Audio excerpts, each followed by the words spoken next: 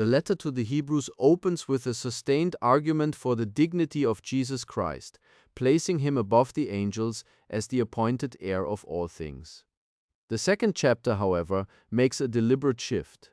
The author reaches back to the 8th Psalm, a text meditating on the human creature placed beneath the angelic order yet appointed to do dominion over all creation.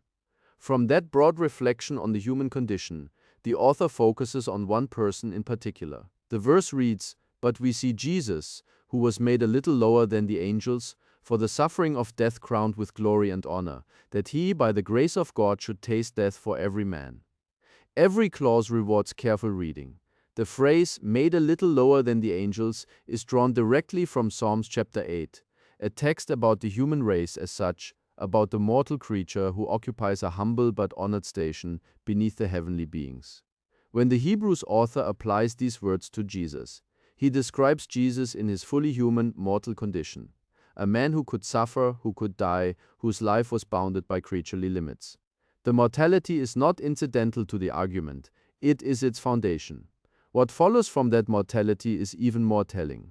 Jesus was not crowned with glory and honor despite his death, as though the resurrection rescued him from some unfortunate interruption. He was crowned precisely because of his death suffering. The suffering was the path to the crown. The obedience unto death was the ground of the exaltation. This same movement appears in the letter to the Philippians, where Christ is described as having humbled himself and become obedient unto death, even death on a cross, and therefore God highly exalted him. The word therefore carries the entire logic. The exaltation is the consequence and reward of the obedience. A reward presupposes prior lack. Glory that must be conferred as a result of faithful endurance is not the same as glory eternally and inherently possessed. The purpose clause at the end of the verse makes the aim of all this explicit. The phrase, "by the grace of God," is the operative principle. The sheer, unearned goodness of God is the source of everything that follows. No transaction with divine justice is named, and no satisfaction of infinite wrath appears in the sentence. God's grace stands as the driving cause. The phrase, "taste death for every man," names the scope and shape of Christ's act. To taste death is to pass through it, to experience it as a real mortal reality. Jesus passed through death on behalf of all, and by passing through it and being raised from it, he became the pioneer of a way others may follow. Hebrews calls him exactly that, the pioneer of salvation, made complete through suffering. His death was not a payment extracted, it was a passage blazed. Against this reading, the Trinitarian interpretation holds that the one made lower than the angels is the eternal Son of God entering human nature through the incarnation. On this account, his death carries infinite weight because of who he is, and taste death for all describes a substitutionary sacrifice in which the infinite divine person bore the penalty owed by all humanity. This reading is not without reverence, but it fails the text at several points. The psalm the author is quoting describes the human creature, not a descending divine being. The language of being made lower fits a creature assigned a mortal station. It sits poorly on an eternal being who, by Trinitarian logic, is already infinitely superior to every angel. Moreover, the crowning with glory as a response to death's suffering reads most naturally as a bestowal, a new dignity given in recognition of faithful obedience. This is incompatible with the claim that the glory was eternally and inherently the Son's own possession. The broader testimony of Scripture reinforces this. When the book of Acts records the apostolic proclamation after the resurrection, the language is appointment and conferral.